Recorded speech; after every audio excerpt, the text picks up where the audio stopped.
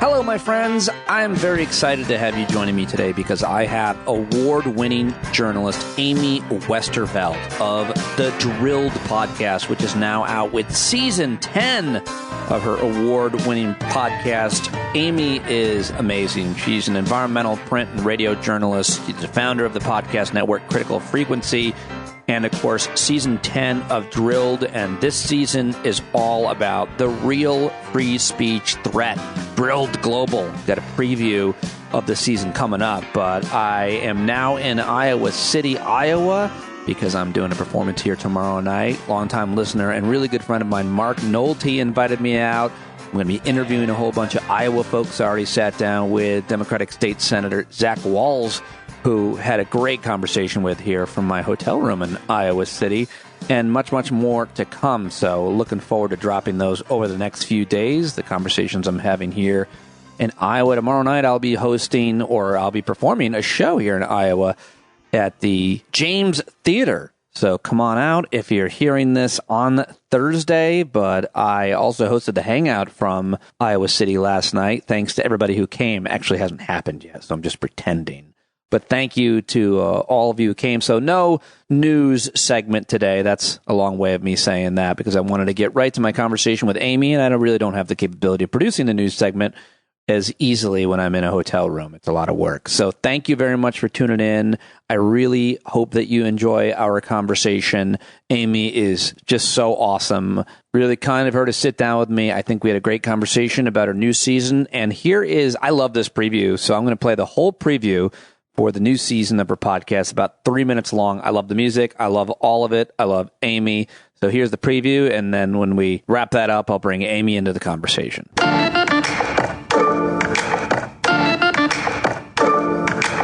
Lately, when we hear about free speech, it's usually stuff like this. These companies went on a rampage, deplatforming conservatives, beginning with, at the time, the sitting president of the United States. But there is an actual free speech threat happening right now. And it's not about people being able to spread lies or insults with no consequences. I'm talking about the way governments all over the world are suppressing environmental protest. Are you telling the dogs to bite the protesters?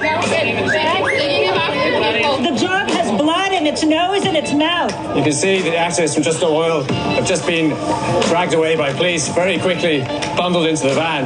This isn't new. Anytime environmental activists have succeeded, there is backlash, and sometimes it's violent. Judy Barry, with a partner, were off to go and address a rally, got into their car and a bomb exploded in their car. In many parts of the world, the assassination of environmental activists, journalists, and lawyers has been far too common for far too long. In these struggles, many people were assassinated, many people were wounded, amongst them my mother, Berta Cáceres. She was murdered in 2016. I guess I really didn't understand what he was up against until the actual night that he was killed. Still, what we're seeing now feels new. Nowhere is safe. No one is safe. Even in countries like the United States, which has the broadest free speech protections in the world. I have no idea what to expect for the next decade of my life. When I went to surrender to the FBI, I thought it was going to be kind of a straightforward, more of a clerical matter, but I ended up being put into shackles. And the attacks are more coordinated than ever, more widespread. Not just on people who show up at protests, but on lawyers, journalists, and nonprofits too. It's almost like the largest, most powerful industry in the history of the world is fighting for its future, and its biggest opponents are the people fighting for theirs. So anyone who opens their mouth to express an opinion about the climate crisis is a potential target for retaliation by the industry and their government and financial enablers who feel threatened. Over the next several months, we'll be investigating those attacks, revealing the people, companies, and politicians behind them, and highlighting the people who are fighting back. Because you can't have climate action without democracy. You can't have democracy without free speech. Join us for our new season, The Real Free Speech Threat, wherever you get your podcasts.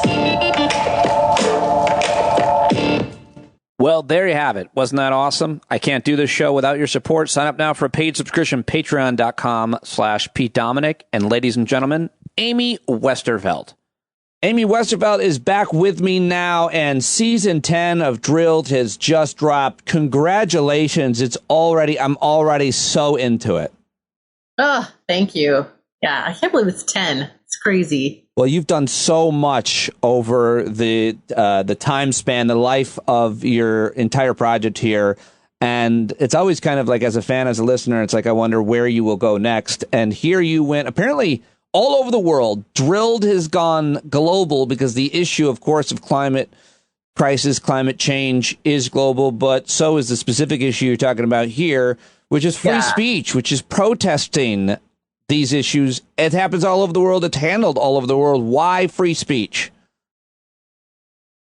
Well, I mean, I feel like there's been this very troubling increase in crackdowns on climate protest over the last few years that's like showing up kind of pretty consistently across the world. And I feel pretty strongly that you can't really, I don't know, a lack of democracy removes a lot of the tools in the toolbox for acting on climate, right? For acting on anything, right? For acting on anything, abortion, yeah, exactly. guns.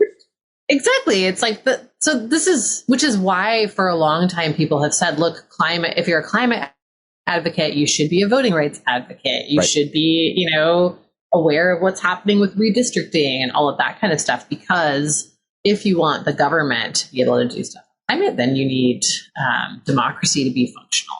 And I think what we're seeing, and not just like for a long time, it was sort of, oh yeah, environmentalists in South America, they get disappeared all the time, right? Like everyone's like, sure, that's what happens. But now it's sort of like you look across the world and that's happening. And honestly, in a lot of the supposed democracies, the crackdown is even worse than in places that, Americans would call developing or less developed countries.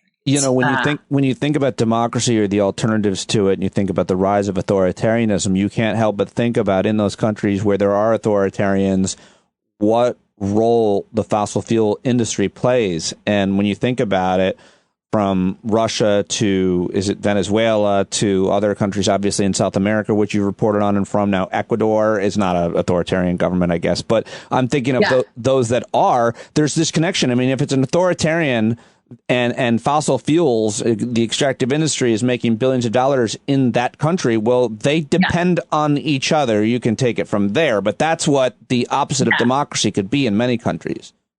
Totally. And you're seeing that, I think that as, energy transition starts to happen, and as the fossil fuel industry starts to see that one way or another things are going to be changing over the next few decades, there's a real back up against the wall, last gasp kind of feel to this major backlash all of a sudden. And I also feel like it's very important to figure out because, this is true in many different contexts, but as people transition to electric vehicles or solar power or whatever, and we get into the mining that's required for the minerals that go into those technologies, if we haven't fixed any of these issues, I think we're definitely set up to sort of repeat them. And you're seeing that in a lot of countries and I would say, again, including in the US, you've got protesters being arrested at Standing Rock in 2016. Now, just earlier this year, you've got indigenous protesters being arrested in Nevada for protesting a lithium mine. Exact same tactics being used in both cases. So I feel like, again, you want to solve the problem of, in any kind of problem connected to injustice, which climate is, then you have to have a functional democracy. People have to be able to go up against companies, you can't have companies controlling governments. And, you know, we just did a little mini season before this on purpose to look at the way that at the same time all these corporations are criminalizing protest, they are trying to expand their own rights. So in the US, that looks like, you know, court cases around corporate free speech. In other countries, it's, you know, controlling government even more, trying to get certain policies passed that protect their ability to continue operating as usual. Yes, it's a multi-pronged approach that even many of the activists, including myself, don't know is happening or don't understand how it's working. You've spent a lot of your career trying to explain this to us. You write at Drilled Media that around the world, climate and other environmental protesters are being harassed, attacked, and arrested at an increasing rate. Laws are being passed that levy life-altering prison sentences and fines on protesters arrested near anything deemed, quote, critical infrastructure, which is defined so broadly, it's hard to find a public space that wouldn't be near it anymore. Corporations are suing protesters and NGOs, comparing protests to organized crime. Governments are growing increasingly comfortable branding environmental protesters as, quote, domestic terrorists or instruments of foreign influence, including right here at home. It's different in each country. But talk about what has transpired in America in 20 states in terms of criminalizing protest. You know, we're talking on Tuesday, September 5th. Just today, the state of Georgia moved to use RICO laws against 60 Stop Cop City protesters, which many of those were climate protesters. It's kind of an integrated mix of climate and, prison abolitionists and justice protesters in general who are protesting against that police training facility in Atlanta. But they just indicted 60 protesters who were sitting peacefully in a forest on racketeering charges, which is, those are the laws that were created to deal with the mob. So the U.S. is fully going in on this idea that protest is organized crime. That's very concerning. And where are all the free speech warriors at? I don't see them anywhere. On top of that, you mentioned these 20 states. There's now 22 states in the country that have passed laws called critical infrastructure laws that increase the fines and jail time associated with trespassing or vandalism around critical infrastructure, which at this point, it's like a road, a bridge, a railway, a freeway overpass, pipelines, of course, refineries, all of these things. So, and again, it's not going to stay contained to climate protests. Right. You're seeing that with Cop City. It's for sure going to extend to any other type of social justice protest. And it's happened very quickly. The Cop City stuff too, before the RICO charges happened, they were calling those protesters domestic terrorists. That's something that's been, it's a label that's been applied since the 80s or 90s to environmental activists in this country, but it got really ramped up post 9/11. Yeah, Environmental Liberation Front and Animal Liberation Front. You talk about them, and I want to talk about them, but it's just crazy to think about those organizations and what they've accused of, much less what they've actually done, versus white supremacists, for example. And when you talk about free speech, you hear all of this, and in your preview there, we heard, I think it was Josh Hawley, I recognize his name, unfortunately, and he's talking about, they're talking so much about free speech being squelched on Twitter and on social media platforms, the free speech of conservatives, which is bizarre and crazy because they are dominating those platforms, dominating them in every way, as well as podcasts and YouTube and radio and television. They're dominating. But that's a different kind of speech, too. It's radio, it's TV, it's social media. And you're talking about, a lot of times, the protesters at these different sites where the environment is being destroyed and the extractive industries are holding all kinds of different plans and construction projects. So what's the difference between the kind of fake complaints of free speech and the actual complaints of free speech, which is protest?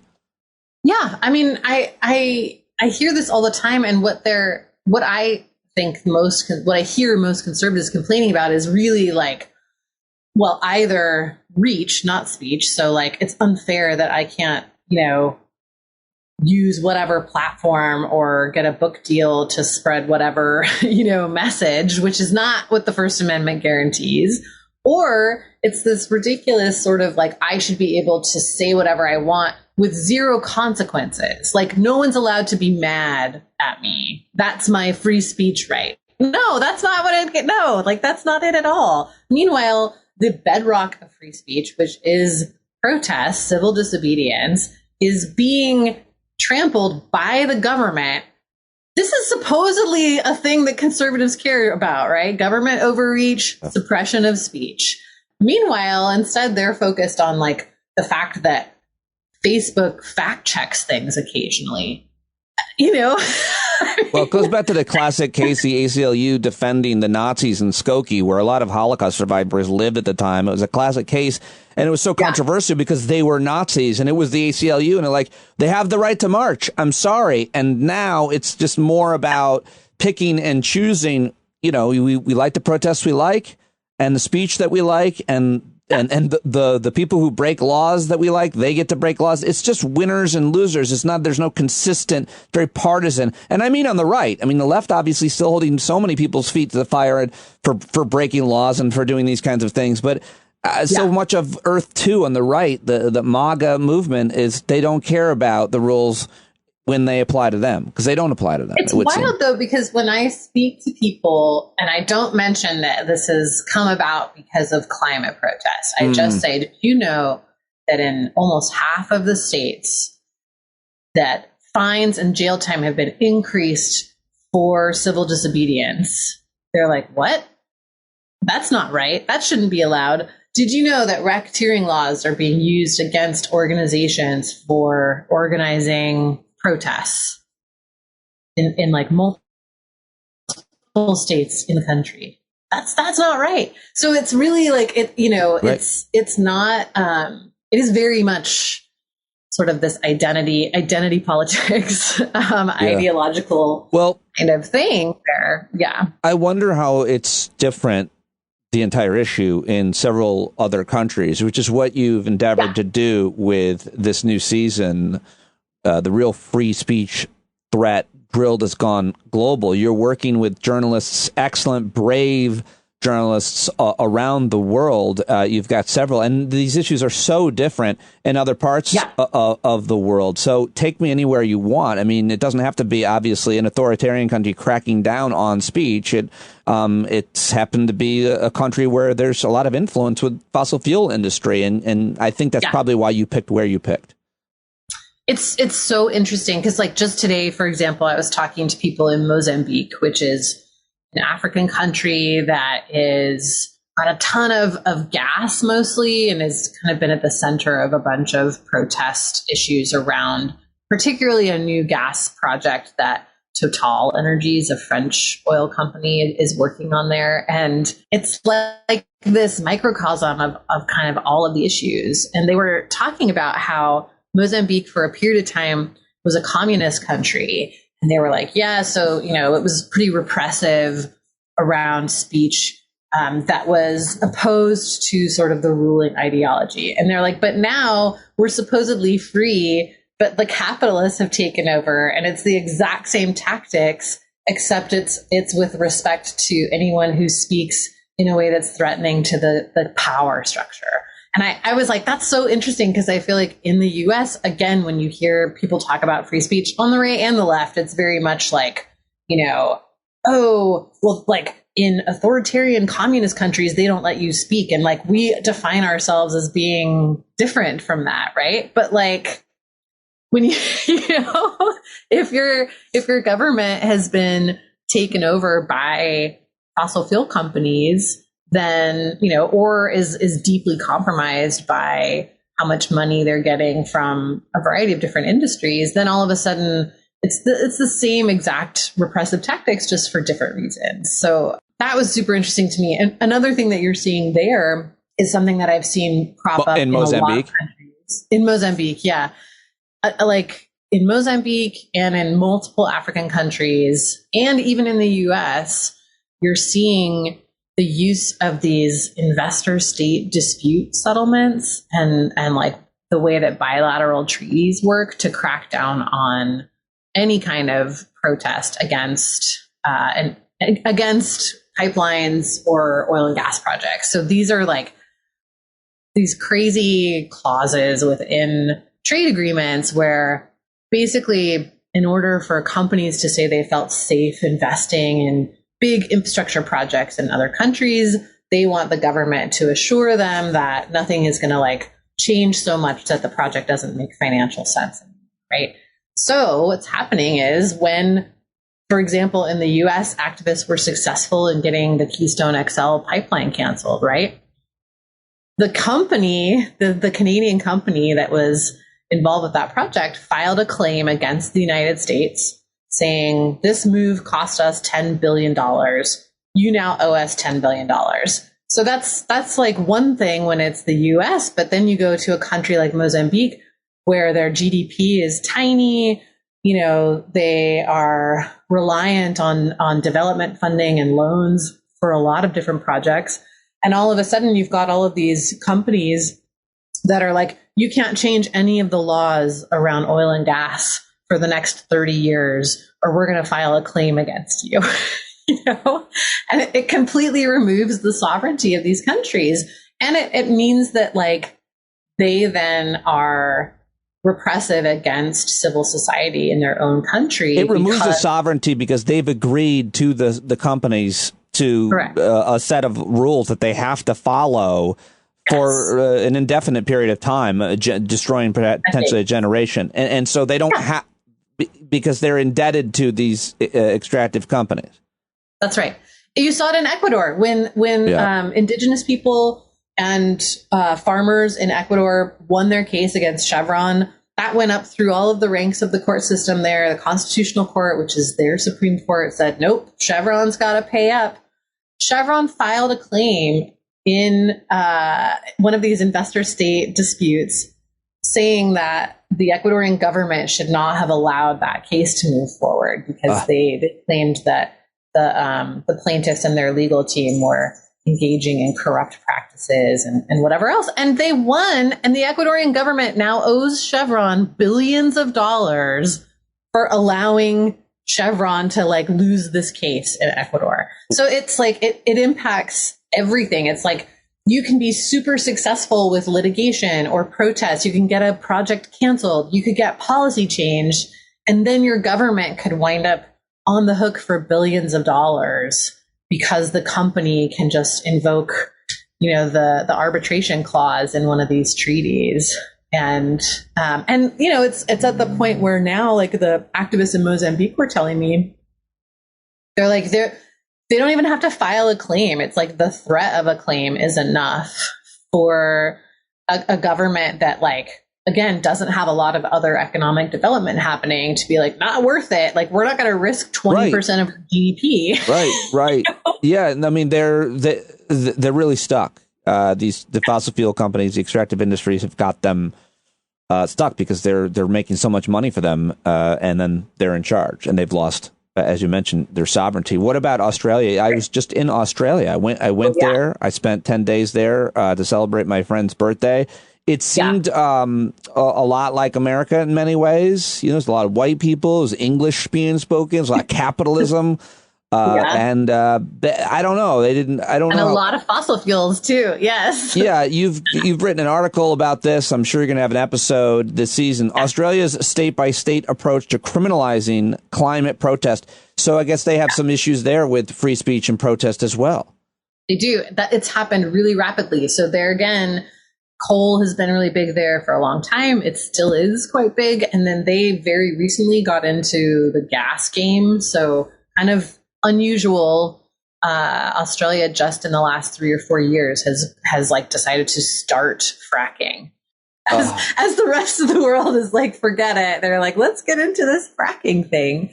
And there have been a lot of protests in response to that because of protests in 2019 against a big coal expansion. There was a law proposed in Queensland that was it was so weird. It targeted what they called dangerous attachment devices. So like the specific doohickeys that people use to attach themselves. I'm reading the article. The law claimed that the various types of chains, glue, and locks activists have been using to attach themselves to mining equipment, roads, and bridges were dangerous to both first responders and activists themselves. It gave police not only the right to impose heavy fines and sentences on protesters arrested with these devices, but also to stop and search anyone suspected of having an attachment device on them without a warrant. Wow. Yeah. So they can stop and search. They're like, you look like you might have a chain on you. We're going to stop you. And you might have glue. Or glue. Yeah, exactly. Yes.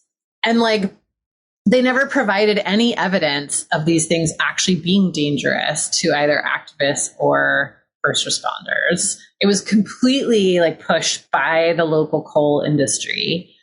Around that time, you started to hear a lot of the rhetoric too around like, oh, these people are terrorists, they're extremists, protest is one thing, but these guys are extreme. That's like a really common frame that we're seeing pop up in a lot of countries. And actually, because it's so similar from place to place, I suspected that was not an accident. And we have traced that kind of rhetoric through a lot of this network of conservative think tanks in all of these countries as well. So that's coming next week. There's a bunch of these like right-wing think tanks that are all sharing talking points. And they're like, okay, frame them as terrorists, scare people about indigenous protests.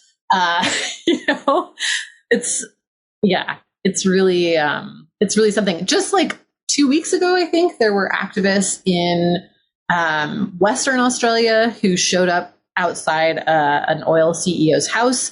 They were planning to like spray paint something on the outside of her wall. Counterterrorism police were there waiting for them and like totally knew that the protest was going to be happening. Arrested them right away. They never had any intention of going into the house or even like onto her private property. They weren't even arrested for trespassing. They were arrested for like the intent to trespass or something like that. But the oil CEO got out there and was like, this was terrifying for me and my family to have these extremists show up at my house. And then that got echoed by a bunch of politicians and by a bunch of media people. And unfortunately, even by like the ministry, the Minister of Environment, who supposedly wants to act on climate, was like, tisk, tisk.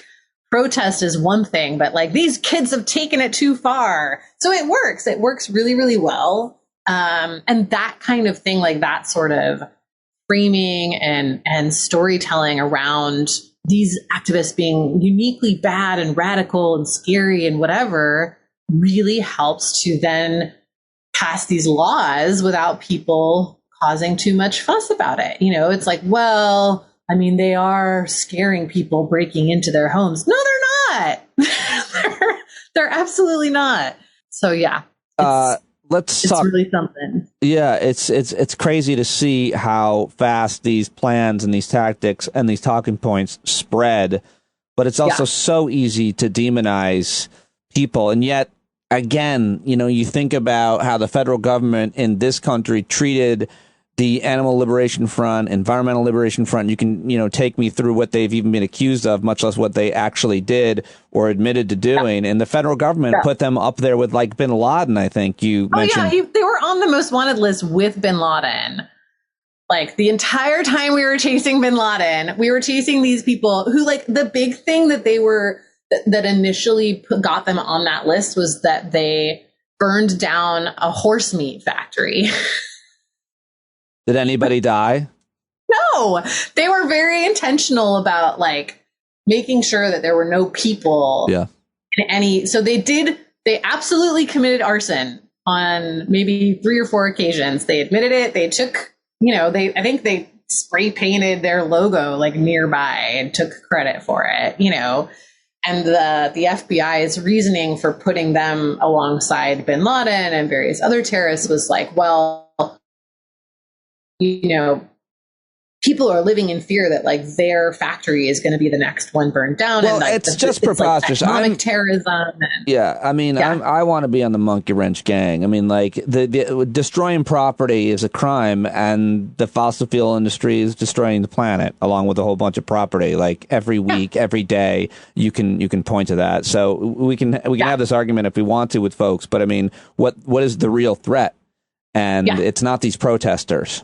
And it's It's a whole different game, though, for wealthy industrialists versus, radicals that there are so few of. And the federal government resources these threats, and they've obviously not been seeing the primary domestic threat in America, which, again, since 1993, certainly has been white supremacists. It hasn't been Muslims. It's been white supremacists throughout consistently. And yet the federal government doesn't research the idea that they're looking at environmental protesters the protesters at Cop City in any way as a threat.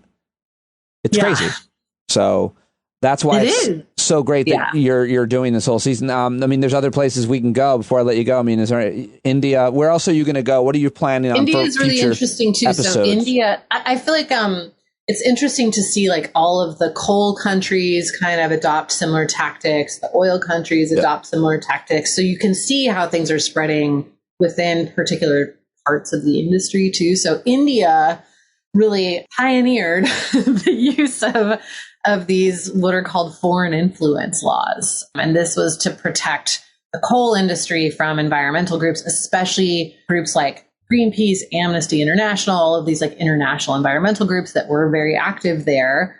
Rather than having police show up at a protest and arrest people, which they didn't like because they were worried it would make India look bad and make the government look repressive and all these things, they quietly just revoked people's licenses to operate in the country. So you have to apply every year if you're a nonprofit and you get any kind of foreign funding in India, you have to apply every year for this license that allows you to operate there. And it's very easy for the government to cancel that license with no explanation. They just did it for 20,000 NGOs last year. And I'm like, how are there even that many operating? But yes. And so because of that, like in 2015, Greenpeace stopped operating there. Amnesty International has stopped operating. Almost every international NGO. It's very hard for local NGOs there to keep functioning because they can't fundraise outside of India because of these foreign influence laws. And then anything you do that gets attention in the international press, which, activists want to do to try to push the government to change certain policies, then they come after you for sedition because you're making the Indian government look bad. Yes, we have a 22-year-old activist there who was one of the Fridays for Future founders in India, was arrested in 2022 for sedition. She's adorable, just a very charming person. She was like, they kept questioning me because apparently her big crime was that she got retweeted by Rihanna and Greta. And that brought a lot of attention to what she was doing. And she was like, so they arrested her. They held her for 10 days. Then they made her stay in Delhi for a month and they interviewed her every day. Interrogated her every day for 8 or 9 hours. And I was like, what were they asking? And she's like, well, I can't tell you too much because I'm still out on bail. This is 2 years later, she's on bail. But she's like, but the thing they really wanted to know was how I knew Rihanna. What the? And how I got Rihanna, involved in my conspiracy. And she's like, this would be so worth it if I was actually friends with Rihanna. No. Oh my God. That reminds me of when Henry Winkler retweeted me. Imagine. I'd love that. I'd love that interrogation. Although we weren't involved in any. How do you know Winkler? Kind of. I interviewed him 10 years ago at Sirius and we kept in touch. He's a good man. I shouldn't make light of it. It's such a really important point. And then, think about what's going on in America and then these way more repressive regimes. You think it's bad here. Well, Drilled Global has you covered because you've got these great, young, intrepid, brave reporters all around the world helping you this season. Amy, you've done it again. Congratulations. This is such important work. And what else can you say about anything to expect from this season of Drilled Global, the real free speech threat? Well, we have, 24 and counting different stories. We've got stuff coming from France, the UK, Nigeria, Uganda, multiple countries in South America, the US, Canada, all of it. So unfortunately, there are a lot of stories happening on this subject. How closely are you able, when doing one of these investigations like a season long, are you paying attention to domestic politics in the U.S.? Oh yeah, always. I'm always paying attention to that. I feel too. like we're honestly, Go ahead. Right now, I'm very I find it actually really troubling that you're not seeing mainstream media coverage of the criminalization laws in the U.S. In the U.S., the speech criminalization, the protest criminalization laws in the U.S. Yeah. Yeah. And I've yet to see any, large platform politician say anything about it. Like, the closest we got was last year. There was a hearing that Jamie Raskin convened on multiple suppression tactics. So they looked at critical infrastructure laws and SLAPP suits and like sort of all of the ways that industry is trying to suppress climate activism. But he's the only one I've heard even say much about it. So it's really, now we're going into the annual climate negotiations too. And there again, like one thing I was just talking to someone in Vietnam was saying that, Vietnam is getting money from all of these countries for reducing emissions and energy transition and whatever. And meanwhile, jailing all of its climate activists for like false tax evasion claims. Wow. So they're like, there needs to be something attached to this money that where they can't pretend that they're shutting down coal plants, but are actually just jailing all the activists that are drawing attention to the fact that they're not doing anything on coal. Well, activism and journalism go hand in hand, and that's why your journalism is so important to create more activism around these issues. And that's exactly what you've been doing. This is so good. I'm really excited for another season, especially on this issue. It's the most important issue in the world, obviously, and you're covering it in a way that nobody else is, and you will continue to win awards and respect, and I'm so glad that I got a chance to sit down and preview this season with you. Thank you so much for having me. Always a pleasure, Amy. Thank you. All right, there you go, Amy Westervelt. Go listen to season 10, a couple episodes already out, and let her know that you heard her here on Stand Up. Thank you so much for joining me today. Look forward to talking to you tomorrow, because if it's Sunday, it's Meet the Press. What? Sorry. I'm dropping podcasts almost every day, sometimes twice a day. So thank you so much for your support. Sign up now, write a review, and I will talk to you tomorrow. Let the brave meet the challenge, let the meek flee. Boy, you better stand up. When you're tired of begging, saying pretty please, that's the time you gotta finally get up off of your knees. When you can't see the forest for the burning trees, you got to stand up. Hey, you've been sitting so long, you got the creaky knees, you got to stand up. Stand up. I think you're driving wheels with leaking grease. Boy, you better stand up. Stand up. Well, there's a whole lot more of us who know what's right. They'll keep right on ignoring us if we keep sitting tight. You got to open up the window to let in some light. You got to stand up. That's right. We got to rise up. You got to stand up. You got to stare the devil straight in the eye. We got to let him know it's his turn to go. See it clear when all you hear is a lie.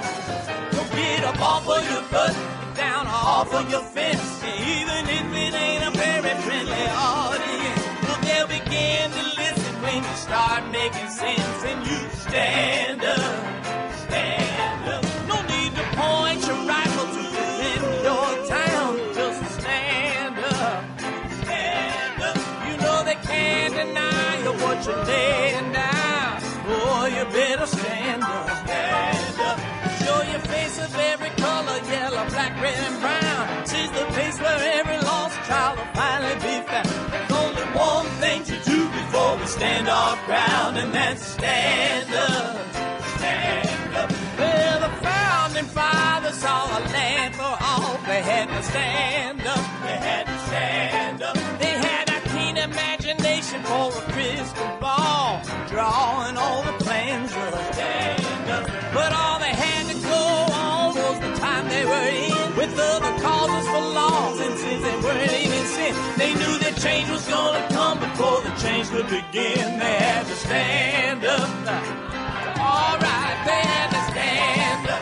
We got to stand up. We got to look the devil square in the eye. We gotta let him know it's his time to go and make it clear when all we hear is a lie. Why you lying awake wondering where the money all went? It'll be the cost of freedom that'll go unspent.